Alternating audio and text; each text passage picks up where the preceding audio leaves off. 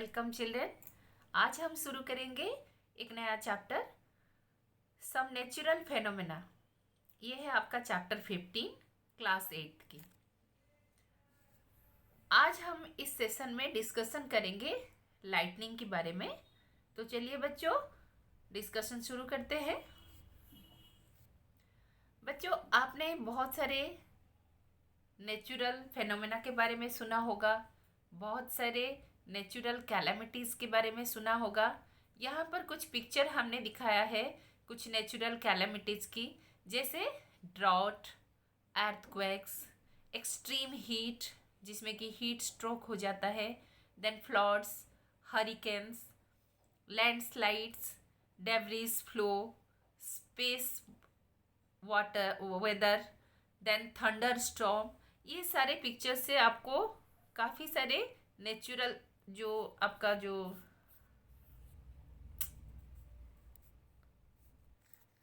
Welcome children. आज हम शुरू करेंगे एक नया चैप्टर, सम नेचुरल फेनामेना। ये है क्लास 8 की चैप्टर 15। आज हम इस सेशन में डिस्कशन करेंगे लाइटनिंग के बारे में। तो चलिए बच्चों, डिस्कशन शुरू करते हैं। बच्चों, आपको पता है there are different types of natural phenomena. Natural phenomena मतलब जो कि नेचर में ऑटोमेटिकली होता है और जिससे हमको काफ़ी नुकसान होता है, उसको कहा जाता है नेचुरल फेनोमेना। तो यहाँ मैं आपको कुछ पिक्चर्स दिखा रही हूँ। ये सारे नेचुरल फेनोमेना की पिक्चर है। जैसे ड्रॉट है first picture, second picture earthquake, third picture extreme heat, fourth picture में आप देख सकते हैं फ्लड्स, फिफ्थ पिक्चर में हरिकेन्स, सिक्स्थ पिक्चर में आप देख सकते हैं लैंडस्लाइड्स, नेक्स्ट पिक्चर में आप देख सकते हैं स्पेस वेदर, नेक्स्ट पिक्चर में आप देख सकते हैं थंडर स्टॉर्म एंड लाइटनिंग, और उसके बाद नीचे वाले लाइन में जो पिक्चर है उसमें आप देख सकते हैं सुनामी, वोल्केनोस, वाइल्ड फायर्स या फिर फॉरेस्ट फायर्स, और लास्ट में विंटर स्टॉर्म्स। सो ये है कुछ नेचुरल फेनोमेना। लेकिन हम अब आज इस चैप्टर में लाइटनिंग के बारे में पढ़ेंगे और दूसरे सेशन में हम अर्थक्वेक के बारे में पढ़ेंगे। तो चलिए हम लाइटनिंग से शुरू करते हैं। बच्चों, ये पिक्चर में आप क्या देख रहे हो? ये लाइटनिंग का पिक्चर है। आप यहाँ देख सकते हो, बादल देख सकते हो, और बादल में कुछ पॉजिटिव एंड नेगेटिव चार्जेस लिखा हुआ है। और ये पॉजिटिव नेगेटिव चार्ज की वजह से ही जो लाइटनिंग होता है, बिजली चमकता है, वो बिजली इसके वजह से चमकता है। लेकिन ये पॉजिटिव नेगेटिव चार्ज है क्या, किस तरह क्रिएट होता है, और ये बिजली क्यों प्रोड्यूस होता है, बिजली क्यों चमकती है, ये आज हम इस सेशन में जानेंगे। लेकिन उससे पहले हमको बहुत कुछ जानना है इलेक्ट्रिक चार्जेस के बारे में, पॉजिटिव चार्ज के बारे में, नेगेटिव चार्ज के बारे में। उसके बाद हमको जानना ये भी ज़रूरी है कि कौन सा चार्ज किसको अट्रैक्ट करता है, किसको रिपल करता है। तो देखो बच्चों, ये स्पार्क के बारे में ग्रीक्स ने क्या जाना था सबसे पहले? The ancient Greeks knew as early as 600 BC that when amber is a kind of resin, was rubbed with fur, it attracted light objects such as hair. Greek के लोगों को ये 600 BC से पता था कि जब एक रेजिन को कोई फर के साथ, फर मीन्स हेयर के साथ रब किया जाता है, तो वो चार्ज हो जाता है और वो कोई लाइट ऑब्जेक्ट को, लाइक हेयर जैसा कोई लाइट ऑब्जेक्ट को अट्रैक्ट कर सकता है। And you also might have seen that when you take off woollen or polyester cloth, your hair stands on end. अब देखो, आप जब वुलन क्लॉथ हम निकालते हैं अपने बॉडी से, तो आप देख सकते हैं कि हेयर थोड़ा सा स्टैंड हो जाता है, ठीक है। And if you take off these cloths in the dark, you even see a spark and hear a crackling sound. हाँ, स्पार्क हो सकता है आपने नहीं देखा होगा, लेकिन क्रैकलिंग साउंड तो जरूर सुना होगा। हम जब भी ये जो रेन कोट वगैरह पहनते हैं या फिर वुलन क्लॉथ पहनते हैं, उसको ज़्यादा देर पहनने के बाद जब हम उसको निकालते हैं तो क्रैकलिंग साउंड उसमें सुनाई देता है। इन 1752 Benjamin Franklin, an American scientist, showed that lightning and the spark from your clothes are essentially the same phenomena. Benjamin Franklin ने 1752 में कहा कि जो आपका जो क्लॉथ में जो स्पार्क होता है वो जिस वजह से प्रोड्यूस होता है, ठीक उसी तरह आसमान में जो लाइटनिंग होता है उसका वजह भी वही है।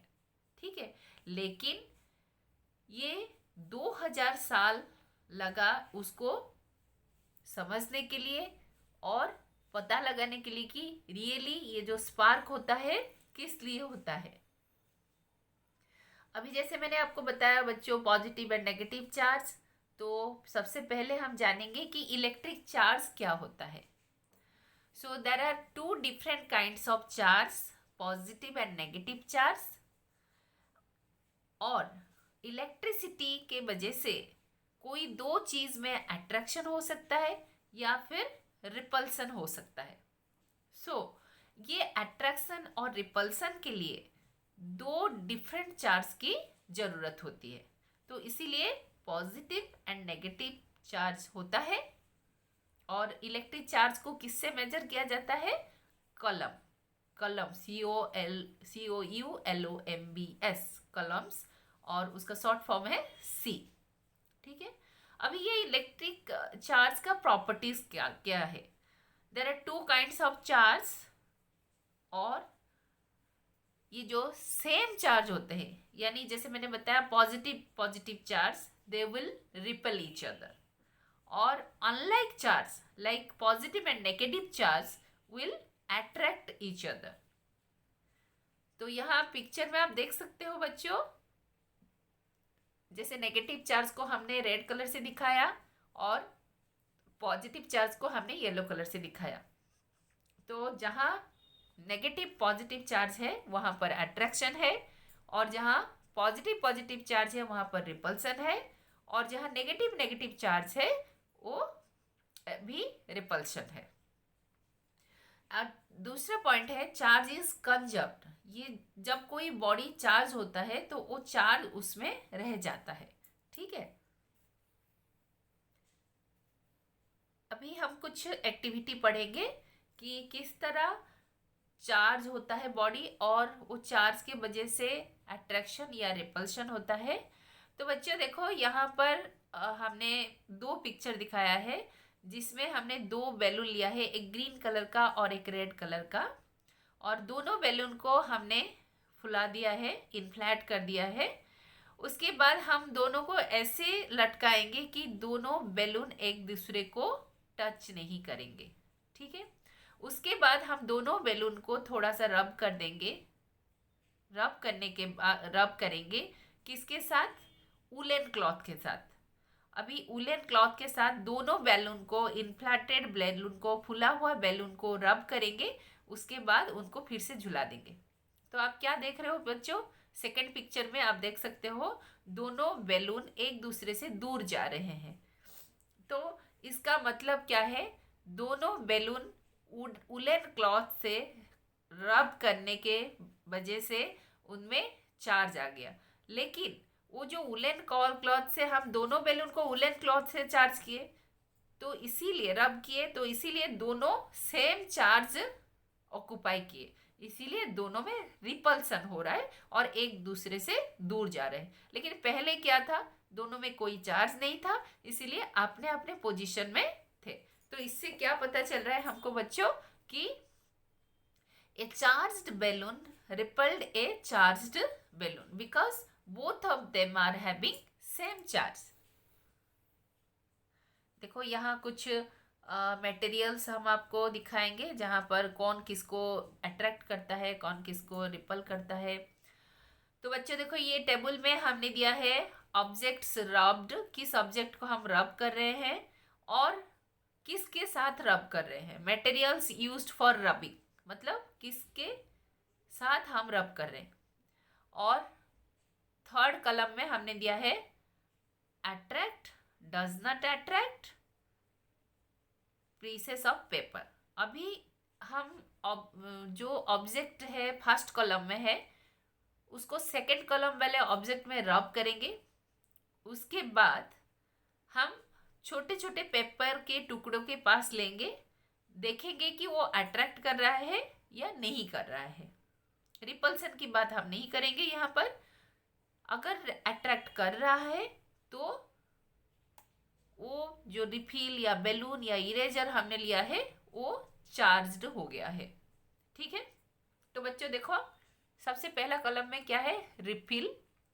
सेकेंड कॉलम में polythene and woollen cloth. Refill को जब हम पॉलीथीन या वुलन क्लॉथ में हम घिसते हैं तो क्या होता है, उसके बाद हम जब पेपर के टुकड़ों के पास लेते हैं तो पेपर के टुकड़े उसमें चिपक जाते हैं, अट्रैक्ट हो जाते हैं।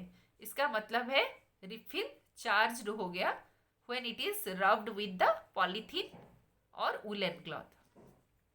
सिमिलरली बैलून को हम कैसे चार्ज कर सकते हैं, पॉलीथीन या वुलन क्लॉथ या फिर ड्राई हेयर से हम उसको रब करके चार्ज करा सकते हैं।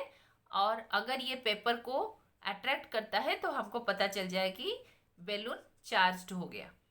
उसी तरह इरेजर हम लेंगे, इरेजर को भी वूल के साथ हम उसको घिसेंगे। उसके बाद पेपर के टुकड़े के पास लेंगे, अगर वो अट्रैक्ट करता है तो हमको पता चल जाएगा कि इरेजर ने चार्ज ऑक्युपाई कर लिया।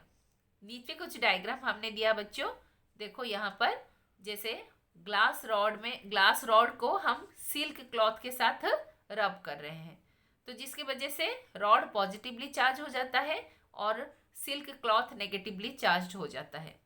ठीक उसी तरह राइट साइड में जो डायग्राम है उसमें आप देख सकते हो बैलून को हम एक ग्लास रॉड के साथ घिस रहे हैं, जिसके वजह से बैलून में नेगेटिव चार्ज हो जाता है और रॉड में पॉजिटिव चार्ज हो जाता है। तो इसीलिए इसी तरह दो मटेरियल को रब करने से चार्ज क्रिएट होता है, लेकिन ऐसा जरूरी नहीं है कि हर कोई मटेरियल को रब करने से चार्ज्ड हो जाएगा।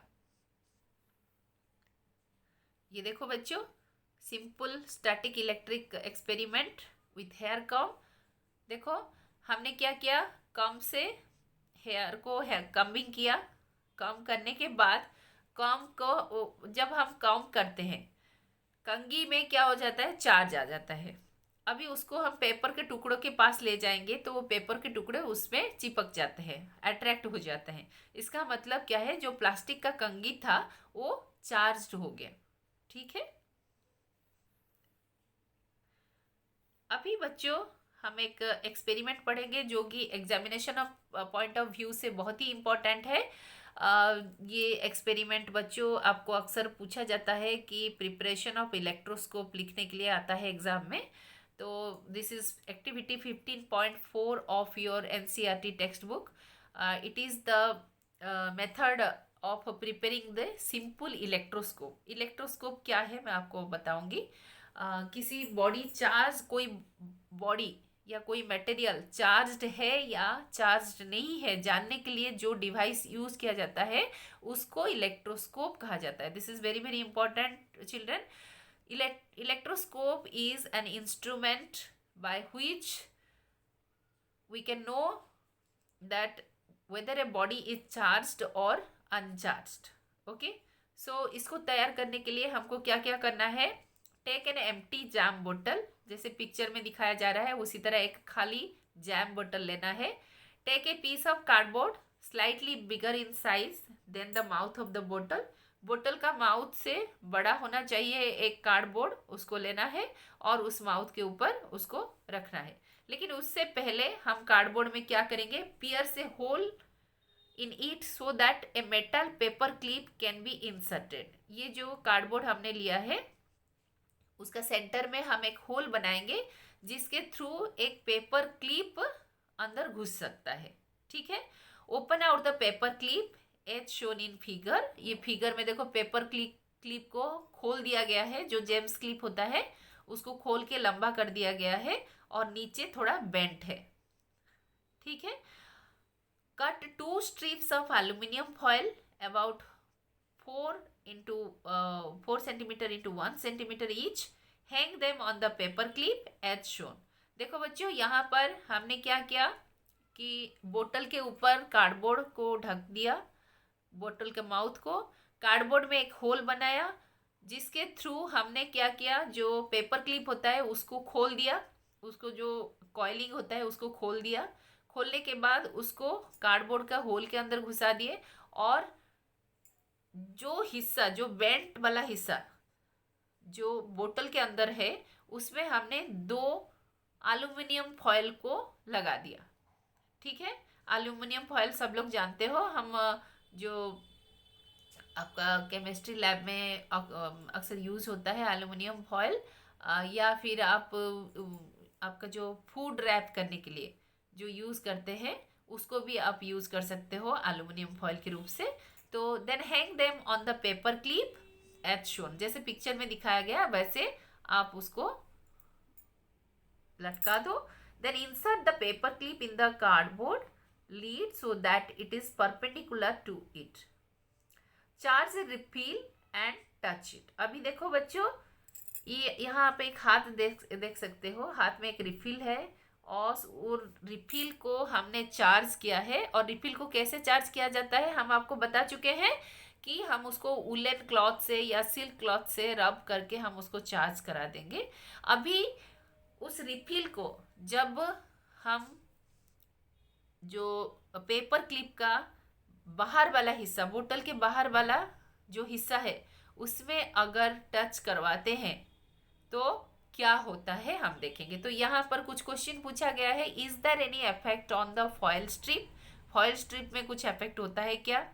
Do the repel each other और अट्रैक्ट ईच अदर, दोनों अट्रैक्ट कर रहे हैं या रिपेल कर रहे हैं। Now touch other charged bodies with the end of the paper clip. Do foil strips behave in the same way in all cases? Can this apparatus be used to detect whether a body is charged or not? Can you explain why the foil strips repel each other? मतलब यहाँ पर ही आपका answer बता दिया गया है। पहला question था कि दोनों जो एल्युमिनियम फॉयल है वो एक दूसरे को अट्रैक्ट करेंगे या रिपेल करेंगे। तो लास्ट वाला क्वेश्चन में ही आपका आंसर है कि ये जब हम चार्ज्ड रिफिल को पेपर क्लिप को अटैच करवाएंगे तो दोनों जो एल्युमिनियम फॉयल का स्ट्रिप है दोनों एक दूसरे को रिपेल करेंगे। आप देख सकते हैं यहाँ एक दूसरे से दूर जा रहे हैं, रिपेल कर रहे हैं। लेकिन यहाँ एक क्वेश्चन है बच्चों कि ये रिपेल क्यों कर रहे हैं। क्योंकि इलेक्ट्रिकली चार्ज्ड रिफिल से एक तरह का चार्ज दोनों फॉयल में जा रहा है, दोनों स्ट्रिप में जा रहा है, जिसके वजह से दोनों एक जैसा चार्ज से चार्ज्ड है। इसीलिए हम आपको बता चुके हैं कि सेम चार्ज एक दूसरे को रिपेल करते हैं, तो इसीलिए ये दोनों एक दूसरे को रिपेल करेंगे। अभी यहाँ पर हमने observation, the aluminium foil strips receives the same charge from the charged refill through the paper clip. Remember that metals are good conductors of electricity. इसीलिए आपको सावधानी बरतना है जब आप ये एक्सपेरिमेंट कर रहे हो। तो हम आपको ऑलरेडी ये बात बता चुके हैं, क्योंकि दोनों एल्युमिनियम फॉयल स्ट्रिप जो आपका पेपर क्लिप के थ्रू जो रिफिल, चार्ज रिफिल के कांटेक्ट में आ रहा है, इसलिए दोनों सेम चार्ज से चार्ज्ड होते हैं, इसीलिए एक दूसरे को रिपेल करते हैं। ठीक है। और इस तरह का डिवाइस जो कि यूज किया जाता है जानने के लिए कि वो चार्ज्ड है या नहीं है, उसी को कहा जाता है electroscope. So this last point children you have to note down. Such a device can be used to test whether an object is carrying charge or not, and this device is known as electroscope. So ये एक बहुत important question है बच्चों, examination में आपको पूछा जा सकता है, how to make a simple electroscope.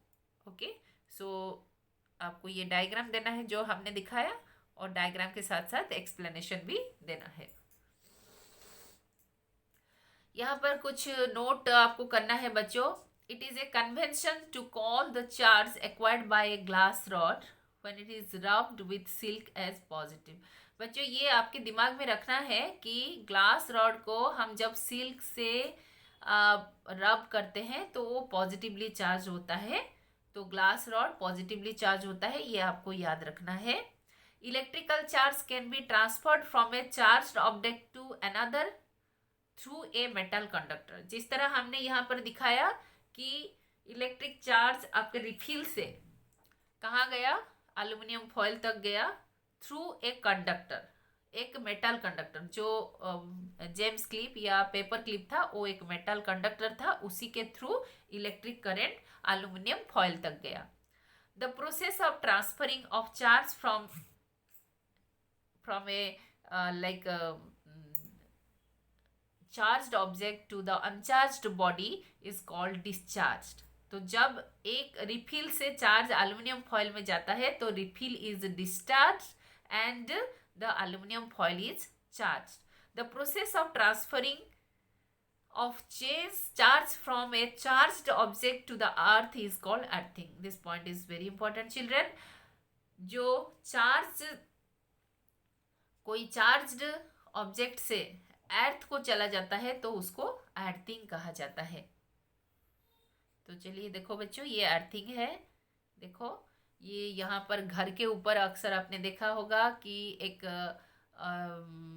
Rod होता है. उस रॉड क्यों रखा जाता है, क्योंकि लाइटनिंग में जो चार्ज आता है वो चार्ज घर के अंदर जो इलेक्ट्रिकल इक्विपमेंट होता है उसको नुकसान ना पहुंचाए, घर चार्ज ना हो जाए. क्योंकि घर तो आपका सीमेंट और आयरन से बना हुआ होता है, तो घर चार्ज हो जाएगा तो घर में जो लोग रहते हैं उनको हार्म पहुंचा सकता है.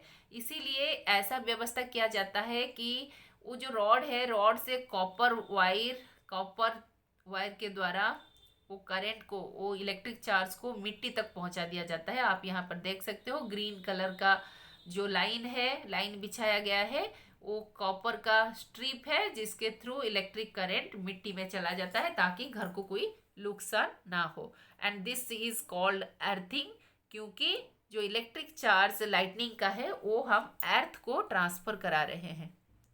यहाँ पर बच्चों अभी हम जो स्टोरी ऑफ लाइटनिंग के बारे में पढ़ेंगे.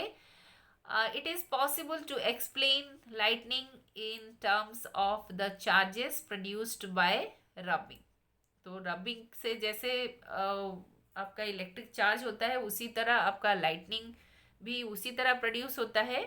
तो फिर कैसे आसमान में ये कैसे होता है हम इसको जानेंगे. मैं थोड़ा इसको बड़ा कर देती हूँ. The air currents move upward while the water droplets move downward. आपको पता है कि वाटर वेपर ऊपर जाके हैवी हो जाता है और वो गिरने लगता है, उसको हम रेन बोलते हैं. तो वाटर ड्रॉपलेट नीचे की तरफ आता है और एयर ऊपर की तरफ जाता है.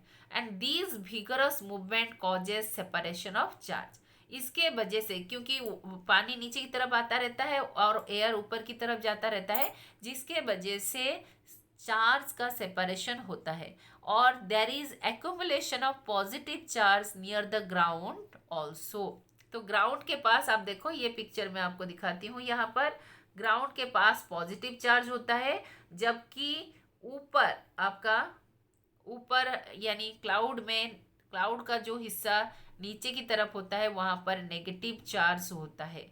ठीक है. The air which is normally a poor conductor of electricity is no longer able to resist their flow.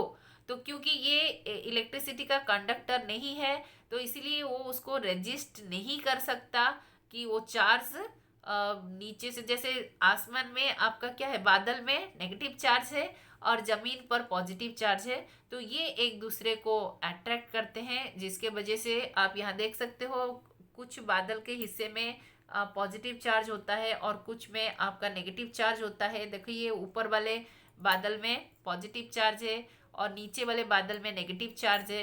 तो ये दोनों में क्या होता है, अट्रैक्शन होता है और दोनों में धक्का लगता है, जिसके वजह से स्पार्क प्रोड्यूस होता है और इसी तरह आपका लाइटनिंग होता है. ठीक है. So negative and positive charges meet producing streaks of bright light and sound. Okay, and we see the streaks as lightning, और जो आपका जो स्ट्रीक ऑफ लाइट आता है उसको हम लाइटनिंग बोलते हैं, और जो साउंड होता है हम उसको थंडर बोलते हैं। अभी बच्चों ये लाइटनिंग बहुत ही खतरनाक होता है, बहुत ही हार्मफुल होता है, और आपने अक्सर न्यूज़ में सुना होगा कि लाइटनिंग के वजह से कुछ लोगों का डेथ भी हो जाता है, कुछ लंबे पेड़ जो है वो जल जाते हैं। तो हमको कुछ सावधानी बरतना है, उसको कहा जाता है lightning safety. During lightning and thunderstorm no open place is safe, खुले जगह पर नहीं रहना है। Hearing thunder is an alert to rush to a safer place. पहले बच्चों जब लाइटिंग प्रोड्यूस होता है तो उससे पहले थंडर सुनाई देता है, साउंड पहले सुनाई देता है, उसके बाद लाइट सुनाई देता है, लाइटनिंग दिखाई देता है, क्योंकि लाइट का स्पीड जो है साउंड का स्पीड से स्लो है। ठीक है, जैसे ही आपको थंडर सुनाई दे तो हम कोई सेफ प्लेस में चले जाए। After hearing the last thunder wait for some time before coming out of the safe place. हम एक बार सेफ प्लेस को जाते हैं तो वहां से तुरंत नहीं निकलना है जब तक पूरा लास्ट थंडर खत्म नहीं होता। ठीक है, तो यहाँ पर हम कुछ पिक्चर आपको दिखा रहे हैं लाइटनिंग सेफ्टी टिप्स। जब आउटडोर रहेंगे, घर के बाहर रहेंगे, तो हमको क्या क्या करना है। देखो, बिजली लगने से हमारा डेथ भी हो सकता है, फास्ट पिक्चर आप देख सकते हो।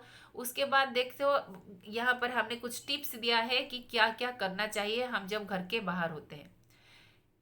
एवॉइड मोटर और मशीनरीज। कोई मशीन में अगर आप काम कर रहे हो, इलेक्ट्रिकल मशीन में, तो उसको अवॉइड करना है, उससे दूर भागना है। अवॉइड हाई ग्राउंड, मान लो आप पहाड़ी के ऊपर हो या फिर किसी ऊंचे जगह पर हो तो उसको अवॉइड करना है। ठीक है, उसके अलावा डोंट फ्लाई काइट। आप काइट उड़ा रहे हो, आप पतंग उड़ा रहे हो, तो उसको बंद कर देना चाहिए। Find shelter in building not canopy. Canopy यानी पेड़ के नीचे, या फिर कोई जैसे शेड है, उस शेड के नीचे हमको सहारा नहीं लेना चाहिए, हमको शेल्टर लेना चाहिए घर के अंदर। Do not stand under tall objects. कोई भी लंबा लंबा ऑब्जेक्ट जैसे इलेक्ट्रिक पोल हो या भी कोई भी खंबा हो, उसके पास हमको खड़ा नहीं होना चाहिए। Do not carry umbrella. Umbrella carry नहीं करना है, क्योंकि अम्ब्रेला में मेटल होता है और वो इलेक्ट्रिक करंट, इलेक्ट्रिक चार्ज को कैरी कर सकता है और हमको नुकसान पहुंचा सकता है। Get inside a car. जब थंडर सुनाई दे तो आप कार के अंदर चले जाए। अगर बाहर है, आसपास कोई घर नहीं है, तो आप कार के अंदर जाकर कार के अंदर बैठना है। Avoid open area. खुले जगह को आपको अवॉइड करना है, और स्विम नहीं करना है जब ठंडर सुनाई दे।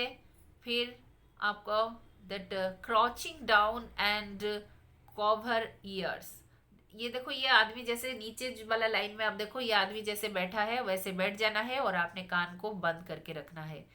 ठीक है, तो ये कुछ टिप्स थे बच्चों। अभी how to find the safe place. A house or a building is the safe place. If you are travelling by car or bus, you are safe inside with windows and doors of the vehicles shut. ये अगर आप बस या car के अंदर हो तो उसका विंडो और खिड़की को बंद कर देना है। लेकिन ये सारे हम आपको बता चुके हैं पिक्चर से दिखा के। अभी हम फिर से आपको बता देते हैं कि क्या करना चाहिए, क्या नहीं करना चाहिए थंडरस्टॉर्म जब आप बाहर होते हो। Open vehicle like motor bikes, tractors, construction machinery, open cars are not safe. Open fields, tall trees, shelters in parks, elevated places do not protect us from lightning strokes. Carrying an umbrella is not at all good idea.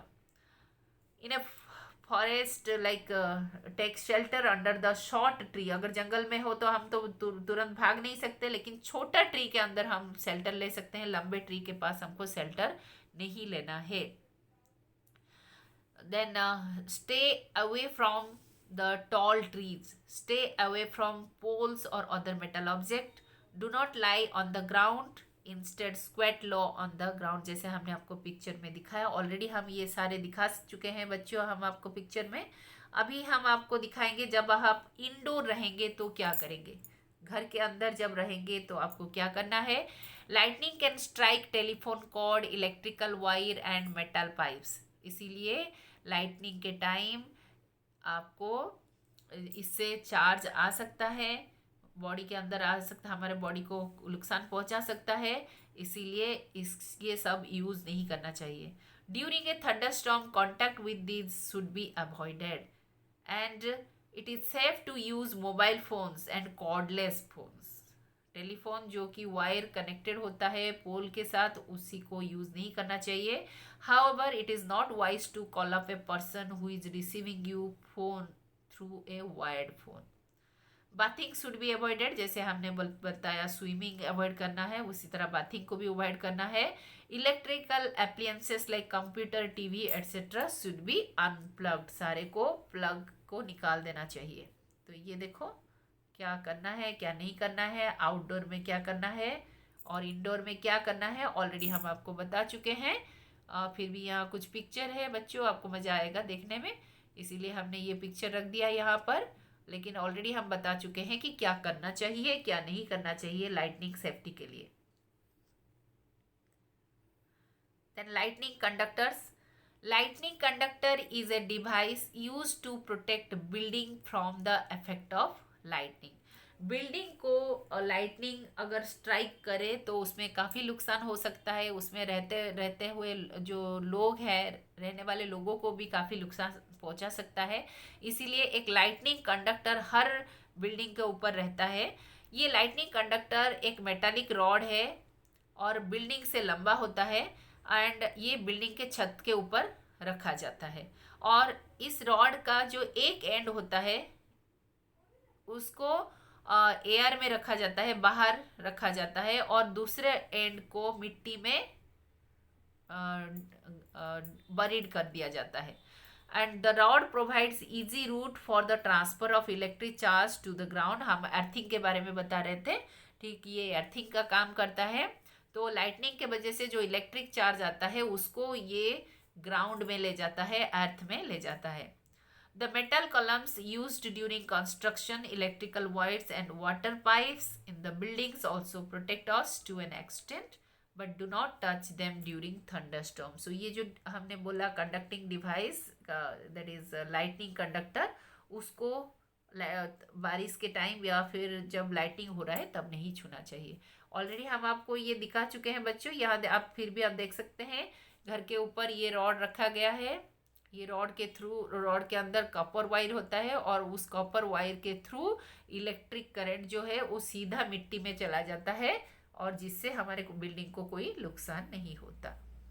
तो बच्चा ये जो natural phenomena वाला chapter में हमने आज discuss किया lightning के बारे में, और हम अपने दूसरे सेशन में डिस्कस करेंगे एक दूसरा natural phenomena that is earthquake, जिसको कि पहले उसका अनुमान लगाना बहुत ही डिफ़िकल्ट होता है.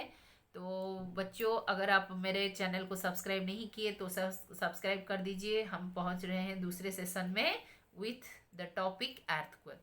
तब तक के लिए धन्यवाद.